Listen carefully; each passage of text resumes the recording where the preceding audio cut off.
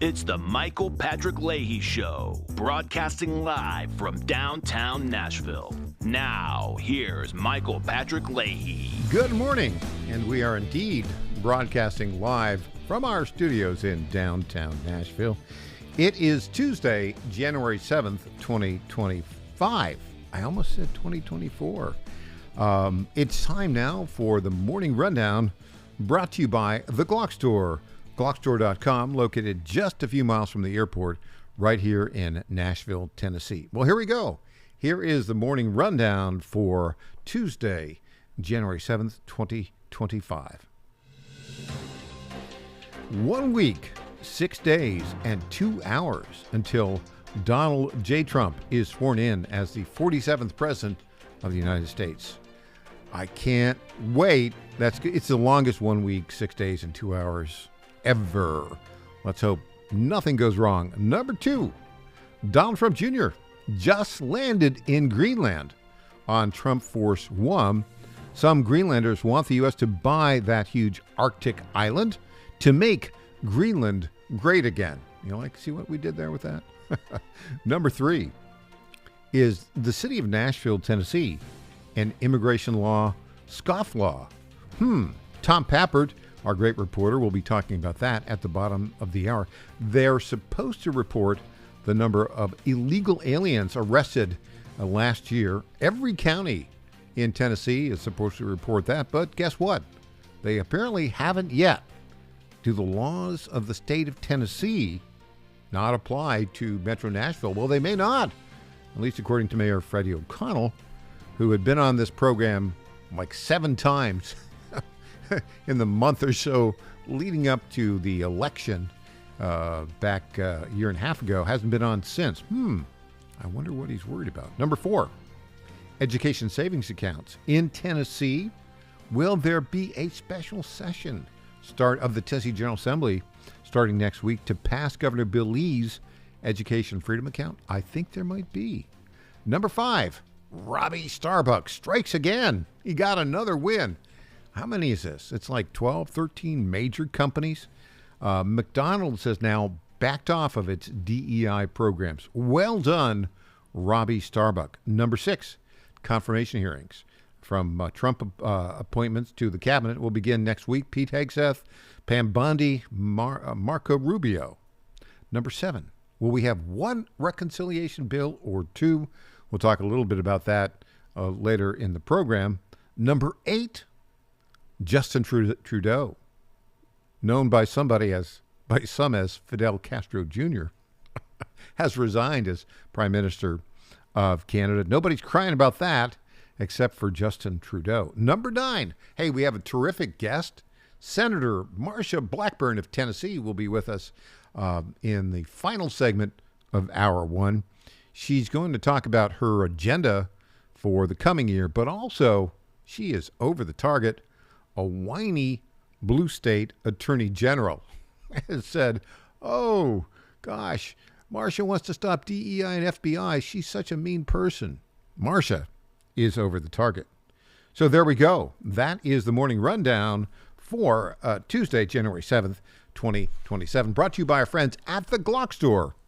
I recently heard from my good friend Lenny McGill, who's the CEO and founder of the Glock Store. He said their Black Friday deal days were a huge success, including an uptick in sales from cities that get the Michael Patrick Leahy Show, which basically now is every radio station in West Virginia, many in Pennsylvania, many in Virginia, also in Atlanta, Georgia, and here in Tennessee, in both Nashville on 760 AM WENO, and in West Memphis on 730 AM KQPN. Basically, that's great. So we appreciate all of our listeners who've gone to GlockStore.com. For the Glock guys and gals who haven't had the opportunity to visit GlockStore.com, you really should. Here's why. Not only do they have every Glock in stock, they only stock the very best parts and accessories, including hard-to-find Glock factory parts like the Glock Performance Trigger. And they know they're the best because they personally test each and every one. And if Lenny McGill doesn't like the product, it doesn't get on GlockStore.com website, period. And if he really likes a product, he features that product on his incredible YouTube channel. You got to watch this. Over 500,000 subscribers, nearly 1,000 videos over, I think, a long time he's been doing it. 99% thumbs up rating. If you aren't a fan yet, go to youtube.com/@GlockStore. You soon will be. That's youtube.com/@GlockStore. The @ sign, not AT, the @ sign. And don't forget to go to GlockStore.com and sign up for their weekly sales letters. You'll even get a link to the latest Lenny McGill video every Wednesday afternoon. That's tomorrow afternoon. I'm proud that Lenny McGill is a friend and sponsor. Visit GlockStore.com today. You'll be glad you did, and so will I. Okay, I want to talk about what is, to me, one of the most fun stories that we have. And basically, it's about making Greenland great again. Yes, Donald Trump said, let's buy Greenland, which is an independent territory, but it's a territory owned by Denmark. 54,000 Greenlanders, mostly descendants of Inuit. Their official language up there is Greenlandic. I didn't know that. It's sort of an Inuit language. Here we hear from a Greenlander who says, hey, come on and buy us, USA. Clip 1, our favorite Greenlander. So, if you could tell Trump anything, what would it be? Buy us. Buy Greenland? Buy Greenland. Why do you want Trump to buy Greenland? Because we don't want to be colonized by Danish government anymore. We get ripped every year about our minerals from Greenland. We are the richest nation in the world, and we don't get to use it. Denmark's using us too much. Do you like America? I love America, but people are too fat over there. People are too famous there, he said. Well, good point. There are 54,000 Greenlanders. We've got 1 out of 54,000 so far who wants us to buy them. Look, it makes strategic sense. Greenland is part of North America. It's not part of Europe. In essence, it's sort of a independent territory colony of Denmark. I mean, come on. Denmark is not an international power. There are all sorts of valuable minerals there. Look, William Seward in 1867, Secretary of State, bought Alaska for the United States. And it was like $7 million. At that time, by the way, guess how many people lived in Alaska? 57,000. See the parallels there? And all the huge natural resources in Greenland, the strategic importance. Donald Trump Jr. knows that. And literally about an hour and a half ago, Trump Force One, with Donald Trump Jr. on it, landed in the capital of Greenland. I guess it's a little village called Nuuk, N-U-U-K. We're going to play the clip of the plane landing. There's not much sound to it, but I will narrate it. Okay. That's a barren, cold, but sunny vista with like some kind of airport hut. And you hear the Greenlander maybe talking Greenlandic, which is a Inuit, sort of an Eskimo type language. There we go. Up, see a plane in the distance, starting to come in, looking to land. What does it say on the side? Oh, I can see what it says. It says Trump. It's a real estate deal, folks. I mean, come on. Who knows real estate deals better than Donald J. Trump? And of course, he's sending his son, Donald J. Trump Jr., up there to kind of scope it out. It's almost as if he's looking to buy another golf course, right? Look, he'll put a golf course in Greenland. I can just see it now. The Greater Greenland Open, brought to you by Trump Enterprises. Let's buy Greenland. It's in our national interest. Okay, when we come back, what's going on in Canada? Oh, Canada. Back after this. I'm Michael Patrick Leahy.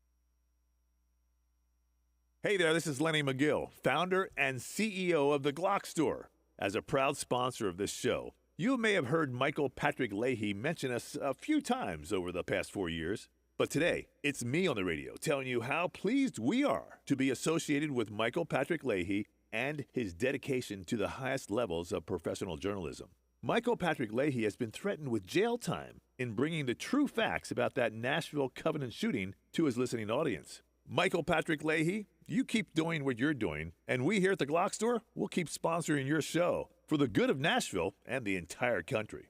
And I'm personally inviting all of your listeners to come visit and shoot at the Glock Store. It's where Michael Patrick Leahy learned to shoot a gun for the first time and where he bought his own personal Glock 19. I'm Lenny McGill, founder and CEO of the Glock Store here in Nashville, just minutes from the airports, worth the drive from anywhere, and a proud sponsor of Michael Patrick Leahy and the Tennessee Star Report. Welcome back to the Michael Patrick Leahy Show. Now, here's Michael Patrick Leahy. Welcome back to the Michael Patrick Leahy Show. We are broadcasting from chilly Nashville, Tennessee. It's about, 25 degrees out there. Brisk. Those of you watching on YouTube know that I have, the studios have just warmed up a little bit. I was wearing my black sweater against the black background of the black curtain. You could barely see me. Now I've taken this sweater off. You can kind of see me now. Look, we're going to talk about Canada. Oh, Canada. Now, I love Canada. I grew up just a few miles from Canada in upstate New York. My dad was born in Canada in 1929 in Hemingford, Quebec, which was about 2 miles on the other side of the border. Probably you could have walked from our family farm into the United States. And I think that's been happening at an increasing level for some time. As a kid, I'd go up to Montreal a lot. My dad had an illness when I was a kid, histoplasmosis, in the mid-1960s. I think he got it when we were on a family vacation in the Gaspé Peninsula, up in the upper area of Quebec. And I guess I was like 10 years old. And my dad and I kind of pushed him to do this. There's a little thing there called the Percy Rock out in the middle of the bay. And when the tide goes down, you can walk out and walk through this hole in this great big rock. And we did that, but there were a whole bunch of like seagulls up there on the top. And so we went through the hole, and instead of like coming back, we went around the back, which was really rough, and came back. And as we were coming back, the tide started to come in. And I'm thinking, holy cow, are we going to make it? We finally did. But anyways, on that little trip, we think that he got some fungus from the birds and created histoplasmosis. He almost died back then when I was 10 years old. And there was a special treatment at the Royal Victoria Hospital in Montreal, Quebec. And they gave it to him. They just discovered it. And they discovered it at that hospital. So the Canadian doctors really saved my father's life back in the mid-1960s. And he lived until just a few years ago. A very long life. So I love Canada. It's great. And as a kid, we'd visit Ottawa and places like that. But here's the thing. The Canada that I grew up across the border from in the 1960s, it's not that Canada today. It's not that at all. It has become, as I said, a nation of 40 million people filled with a lot of immigrants from countries that aren't friendly to us. And also, mostly, I'd say, 75% of Canadians fit into the category of whiny socialist Europeans. I'm just being blunt. Love them. But anyways, having said that, old Donald Trump, he says, look, Justin Trudeau, you either stop all of these illegal immigrants walking across the border into the United States with all these drugs, or I'm going to raise tariffs 25%. And Trudeau went down to Mar-a-Lago and tried to whine and say, don't do that, Donald Trump. Didn't work. Anyways, people up in Canada hate him anyways. So he's announced his resignation. Yay! A win for him. Scott Jennings and S.E. Cupp were talking about it. on CNN yesterday. Jennings and S.E. Cupp, who I don't really like, and I'll tell you why in a bit, but we'll play the clip. Jennings had a great line about this. So let's just play this clip. Scott Jennings and S.E. Cupp on CNN. Usually, we don't go around peacefully acquiring sovereign countries, including and especially giant ones like Canada that are doing just fine without us. So, are they? I don't know. Yeah, I mean, I don't know how well they're doing. They're throwing out their prime minister. And I don't know if they're doing well or not. Well, you think they need Trump to buy them? Acquire us? Yeah, we just got rid of our president. Throwing out your prime minister is the reason. I don't know. I mean, people there seem unhappy to me. Can I say something? This is a troll. Okay. Yeah, S.E. Cupp, who's we don't need to go. Canada do this fine without us. They're not. They're a total disaster. They're deficits. They don't have any Second Amendment rights. They're basically anybody that was talking against Trudeau, they kind of threatened him with jail. They're not doing well at all. S.E. Cupp, I met S.E. Cupp back in 2008. What was that, 16 years ago? We both had written some books, and we were pushing them at the same little table. I was before her. She was the most unpleasant, arrogant person I've ever met. Not friendly at all. And you can tell that from her appearances on CNN. Having said that, let's go on now to Jordan Peterson. Jordan Peterson was commenting on the demise of Trudeau. Here we go, clip 16. Well, I watched his resignation speech this morning, and I thought, I've never heard Justin Trudeau say a true word in his entire life. I'm a pretty astute clinician, and if I pay attention, I can tell the difference between someone who's, merely wrong and trying his best, and someone who just lies with every single breath. And he is definitely a person like that. Everything he does is an act.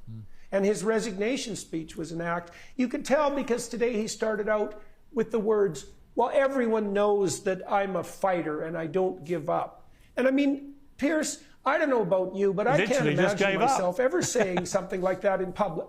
Who would say that? I know. I'm a fighter. Especially as you're giving up. Really? Especially as you're literally giving up. Well. It's like, I quit, Yeah, but I'm well, not a quitter. Yes, you are. You're literally quitting in front of our eyes. Yeah. Well, and it's also the case that you saw in that opening salvo exactly his preoccupation with himself. Yeah. It's like, this is all a drama about Justin Trudeau as far as Justin Trudeau is concerned. You all know I'm a fighter. It's like, actually, Justin, at the moment, we don't give a damn if you're a fighter. Actually, we don't give a damn about you, period. This isn't about you. It's about the fact that over 9 years, you have moved Canadians from parity in terms of per capita GDP. We were equal to the Americans 9 years ago, equal. And now we're at 60%, which is also, by the way, the case for you guys in the UK.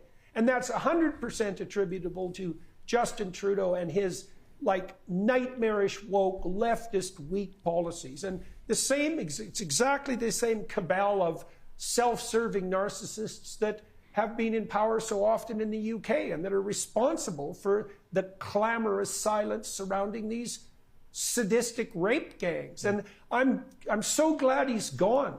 He was a curse. My country is in worse shape by far than I've ever seen it in my entire life. Well, he's right about that. Canada is in worse shape than it's ever been. No question about it. 9 years of Justin Trudeau will do that to you. Will do that to a country. And look, I still have a lot of friends up in Canada, some in Ontario, some in Manitoba, and there is a defeatism in Canada, or there has been under Trudeau, and there's a bit this worry of what can I do, what can I do, can I not do? The independent nature of many Canadians has been ground down, and in a very, very nefarious way. And it's all brought to you by Justin Trudeau. Now, what's going to happen there? I think Pierre Poilievre, who's the leader of the Conservative Party, will end up being the prime minister. I don't know exactly when the new elections will be held. They have to be held before October. Trudeau steps down as leader of his party, so that party will have to nominate somebody else. I don't know if because he sort of had to put a coalition together. They've got some very progressive, greeny kind of parties there that make up a little small minority, but then kind of control the levers of power.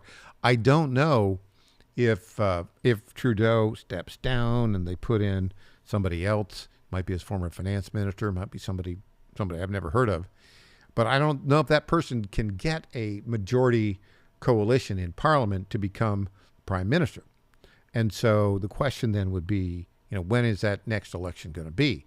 Are they going to call it like right away, or are they going to wait until October? My guess right now is whoever takes over the Liberal Party, that's Justin Trudeau's party, whoever takes it over will not be able to piece together a coalition, get a majority members of Parliament in Canada, and therefore they will have to call a general election. And when that election is held, I think Pierre Poilievre, the head of the Conservative Party, will be elected overwhelmingly. They do it parliamentary. They've got to get a majority in the Parliament, and the head of that party becomes prime minister. My guess is that this could all, within 2 months from today, my guess is Pierre Poilievre will be prime minister of Canada, and that's a good thing. And you can send your thank you notes to Donald J. Trump. Hey, when we come back, our lead reporter in Tennessee, Tom Pollock, we're going to ask the question, is Metro Nashville here in Tennessee, is that government a scofflaw? Are they violating state laws? Inquiring minds want to know. Back after this.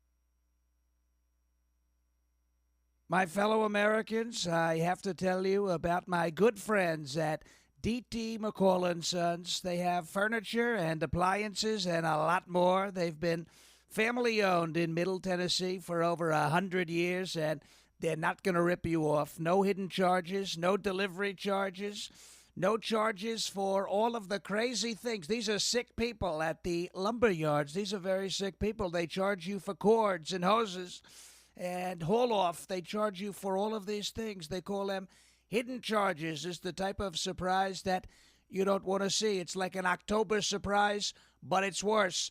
D.T. McCall & Sons, they're not going to do that. They're great people. They're going to give you a great deal. With locations in Lebanon, Carthage, Lafayette, Cookeville, and Franklin, D.T. McCall & Sons will give you the deal of your life. Check them out today or go to dtmccalls.com. Impersonator not endorsed by Donald Trump. Hey, I'm Governor Bill Lee, and I want to talk to you about an important education bill in Tennessee.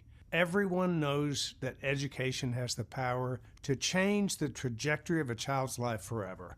And anyone who's raised a child knows that each one's different in their educational needs, and their learning styles, and their talents. The fact is, parents know their own children best. They know what's best for their education and their future. That's why I'm here to talk to you about Tennessee's Education Freedom Act. It empowers parents across our state to use their tax dollars to choose the school that allows their child to thrive, regardless of zip code or income, all while making significant investments in Tennessee's public education. If you want to learn how you can help make the Education Freedom Act a reality in Tennessee, go to educationfreedomact.com and write or call your state representatives. It's educationfreedomact.com. This ad is paid for by Job Creators Network. Welcome back to the Michael Patrick Leahy Show.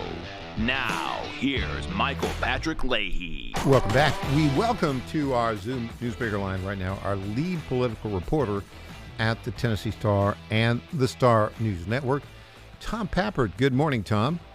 Good morning, Michael.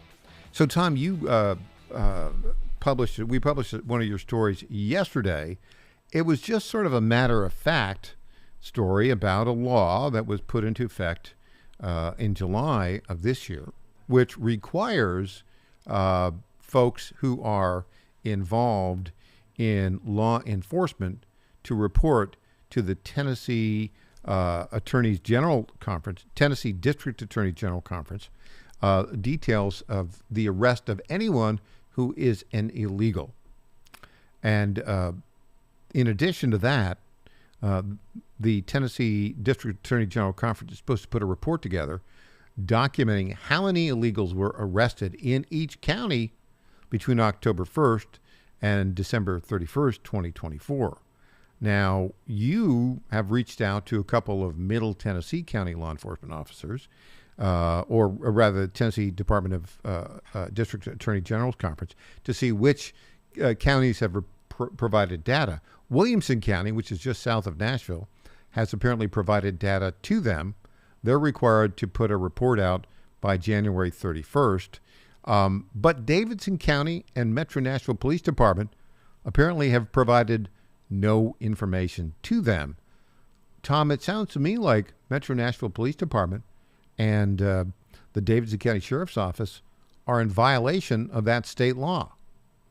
Well, it does, Michael, and there's been another instance with Metro Nashville where the mayor's office actually said, well, they didn't train us how to identify who is and is not a citizen, so we just couldn't do it. Well, the Tennessee District Attorney's General Conference actually offered a 6-week training period last year. They've created a form for law enforcement to fill out. All they have to do is provide it to the conference. It seems as though Nashville has had every opportunity to learn how to comply with this law and learn how to do it in a way that is not going to be a hindrance to their officers, as is evidenced by Williamson County being able to figure it out. And it seems as though they've chosen not to. Yeah. Now, we work with Metro Nashville Police Department Public Affairs Director, Don Aaron. We communicate with him frequently. He usually gives us a response, I got your message. We don't have an answer. Right? We've been asking Don, when will that infamous final report on the Covenant killer situation be filed. It was supposed to be filed last summer, and then didn't happen. Then it was going to be the end of 2024. That didn't happen. He just keeps, kicking the can down the road on that issue. On this issue, have you reached out to Don and said, hey, the Tennessee District Attorney General's Conference says you've not complied with the law by providing them with the information on the number of illegals you've arrested? Have you reached out to him, and what has he said? Well, we've contacted Metro Nashville this morning, but no response from Don Aaron. After we spoke about an hour ago, I thought, well, let's go ahead and email Mayor Freddie O'Connell and maybe some other City of Nashville folks as well. Also, no response from the City of Nashville. So, does the City of Nashville, does the Mayor Freddie O'Connell, does the Chief of Police, John Drake, does the Sheriff of Davidson County, do they think that they are not required to comply with state law? Well, that would seem to be the case because, again, as I mentioned a moment ago, there's another law passed last year that requires law enforcement. It's requirement now. It used to be encouraged, but law enforcement all across the state of Tennessee is now 100% cannot negotiate their way out of it, provide data about the immigration status of arrestees to the federal government, including ICE. And Nashville says all over its website, they have a frequently asked questions page for police that says repeatedly, immigration is solely a federal matter. The only cooperation we give ICE is on customs stuff when somebody's trying to smuggle something into the country, in other words. And so they say that they will not, in fact, provide this information to the federal government, and instead they might actually try to get an immigration visa for illegal immigrants who are victims of crimes so they can stay in the country. You're kidding me. No, I wish I was, Michael. Your tax dollars at work. I do think, though, in essence, if Metro Nashville government, and we're talking about Nashville, but this is, I think, going across all of these various blue cities run by Democrats who want to pick and choose which laws they follow. If they like the law, they'll follow it. If they don't like the law, they won't follow it. Now, in Tennessee, there are two Tennessee state laws. Whenever an illegal alien is arrested, on the arrest, the local law enforcement are required to report that to the Tennessee District Attorney General's Conference. I noticed that the law about the report simply says the Tennessee District General's Conference will reach out to local law enforcement and ask for their cooperation to put the summary data together. Are they arguing that the way that law is written says, well, law enforcement, you got to report each individual instance, but are they arguing, well, but we don't have to summarize it for the Tennessee District Attorney General? Is that the argument they're making?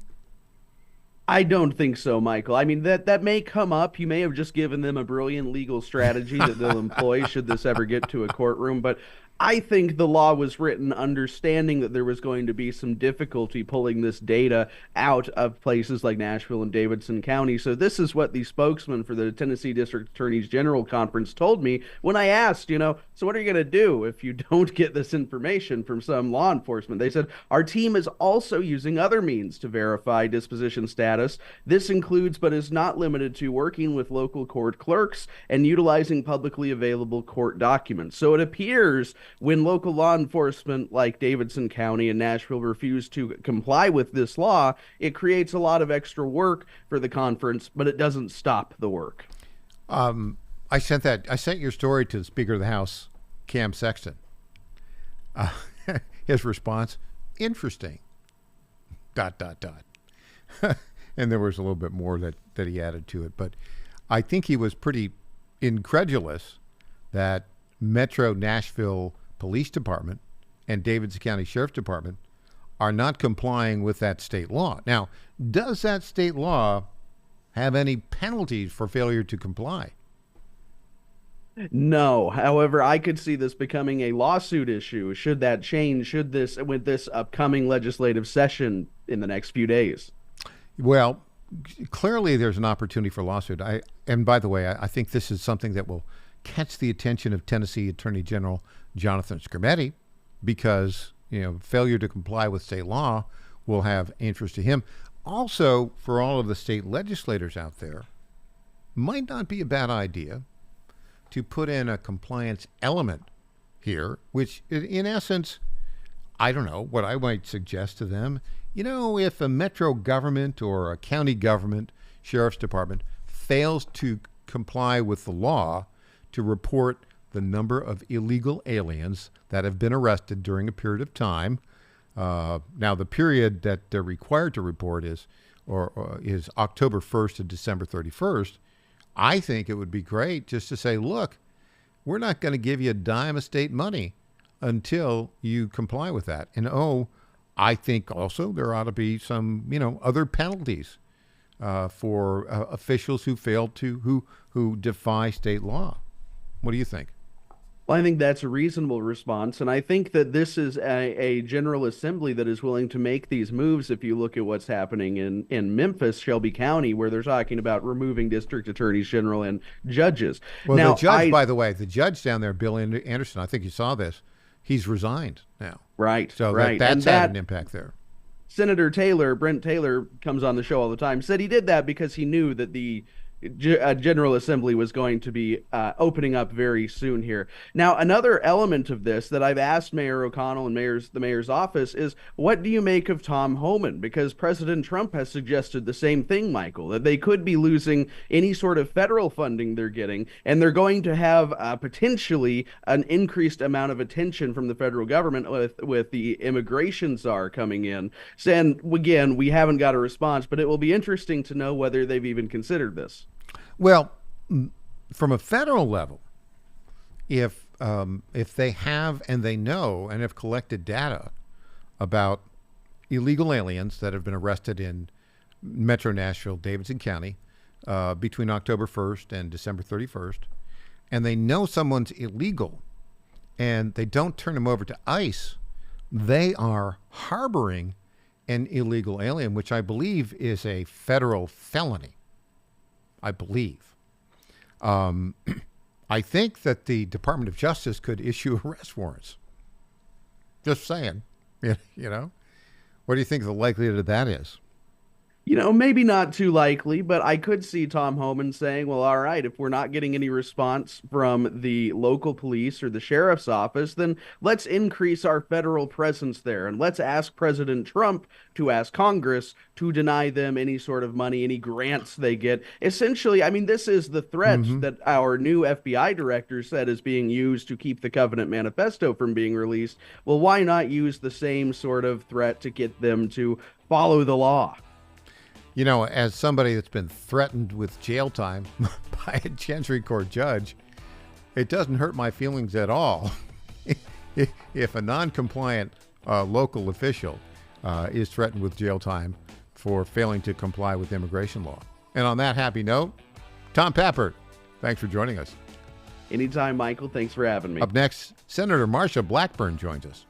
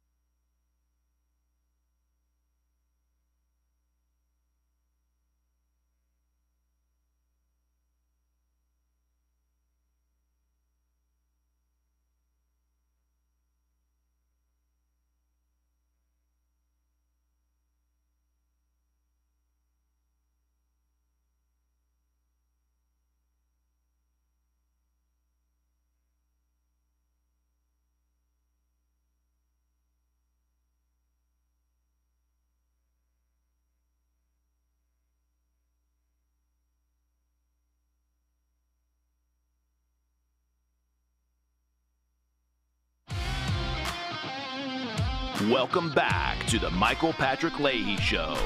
Now, here's Michael Patrick Leahy. We welcome to our newsmaker line our very good friend, Senator Marsha Blackburn from Tennessee. Senator Blackburn, congratulations on being sworn in to your second 6-year term. Thank you. I am certainly looking forward to it. We are hard at work. We know the American people have spoken. Tennesseans have weighed in on what they want us to do.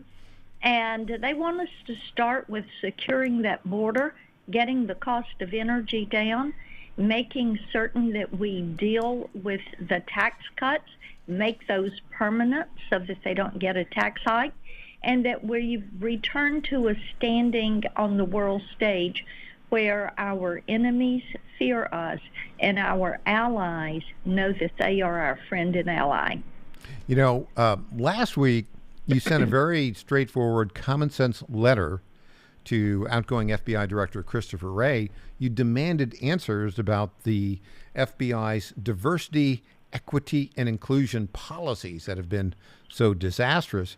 And to show that you're, over the target, we got the following day, this Democrat Attorney General from Illinois, Kwame Raoul, decided that it was so important for him and the residents of the state of Illinois that he had to issue a statement saying that your request of the FBI to stop all this DEI nonsense amounted to, quote, hate and bigotry.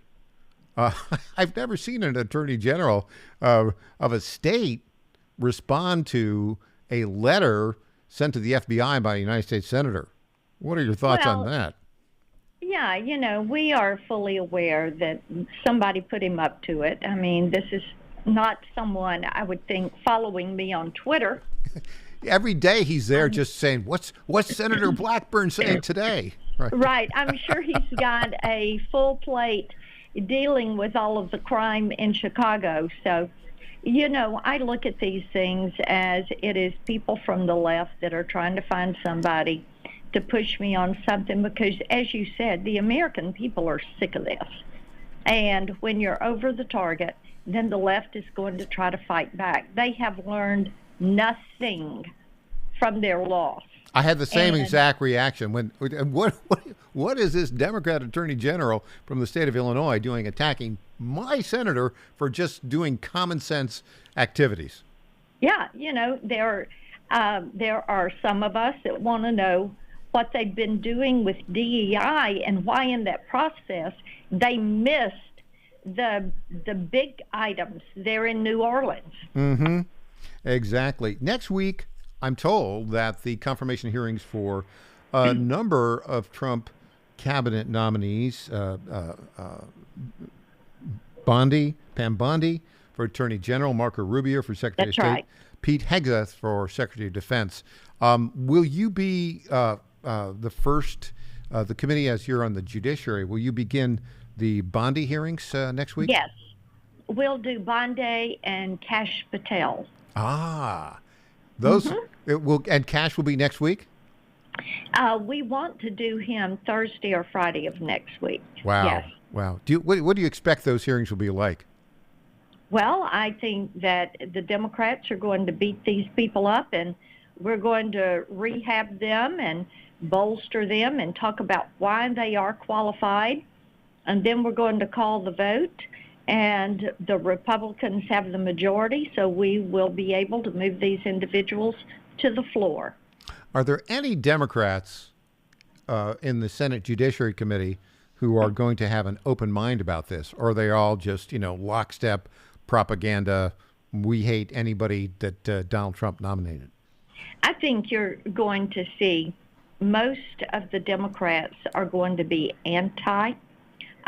There are a couple that might be open to some of the nominees. I would hope that they would all be fair and listen to the nominees.